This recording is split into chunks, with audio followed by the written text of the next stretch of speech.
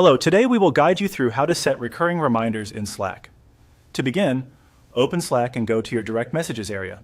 This is where you can quickly create a personal reminder, especially if you want to set something up for yourself without posting it in a channel. Once you're in Slack, look along the sidebar for direct messages and open that section so you can work from there.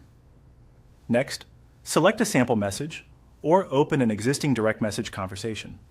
The goal here is simply to place your cursor in a chat area where you can enter a command. You don't need to send a regular message first, you just need the message box active and ready for input. In the chat box, type the command /remind. This is Slack's built-in shortcut for creating reminders. It's a handy feature because it lets you schedule tasks, follow-ups, and recurring notices without leaving the app. Make sure the command is entered directly into the message field so Slack can recognize it properly. After typing the command, press Enter on your keyboard. This tells Slack to open the reminder setup options. Once you do that, Slack will present you with a form or prompt where you can define the details of your reminder. Now take a moment to customize the reminder based on what you need. This is the most important part of the setup.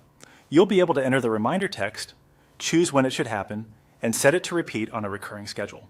For example, this could be something daily, weekly, or on another repeating timeline supported by Slack. Be as clear as possible when naming the reminder so it's easy to recognize later. Clear wording helps you avoid confusion, especially if you create several reminders over time. Once everything looks correct, click Set Reminder. This confirms your choices and saves the recurring reminder in Slack. After that, Slack will handle the schedule automatically and send the reminder at the times you selected. And that's it.